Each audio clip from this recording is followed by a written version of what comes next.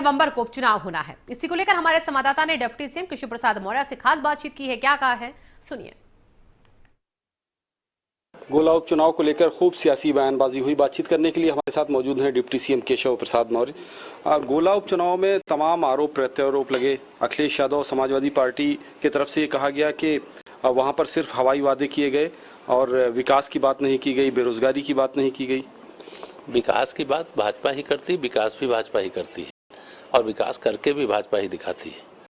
और चाहे वह समाज के सामने किसी भी हिस्से में किसी भी प्रकार की चुनौती है तो उस चुनौती को ध्यान में रखते हुए हम उत्तर प्रदेश की सरकार, जो गोस्वामी तुलसीदास जी ने कहा है ना, दैहिक दैविक भौतिक सापा राम राज नहीं काहूं व्यापा, तो हम लोग तो हर प्रकार से मतलब उत्तर प्रदेश को प्रगति के पथ पर आगे ले जा रहे हैं और वह लेकर के जाएंगे।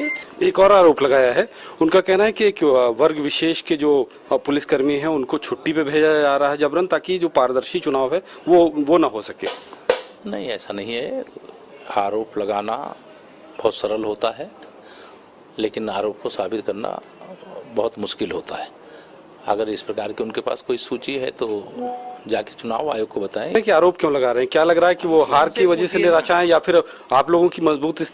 नहीं, ये तो उन्हीं से पूछना चाहिए जो आरोप लगा रहे हैं। और जहां तक जब चुनाव में हार संभावित दिखाई देती रहती है तो हार के बहाने आगे क्या बताने पड़ेंगे उसकी तैयारी एडवांस में करते हैं। बहुत बहुत शुक्रिया बातचीत करने के लिए। ये थे डिप्टी सीएम केशव प्रसाद मौर्य। गोला उपचुनाव में जिस तरह से सियासत और बयानबाजी हुई उस पर खुलकर उन्होंने बातचीत की और कहा कि समाजवादी पार्टी कहीं न कहीं जो उसकी भारतीय जनता पार्टी की गोला उपचुनाव में जीत है उसको लेकर घबराई हुई है। उसी को लेकर इस तरह के आरोप प्रत्यारोप लगाए जा रहे हैं। कैमरामैन गिरीश के साथ फरमान अब्बास, इंडिया न्यूज, लखनऊ।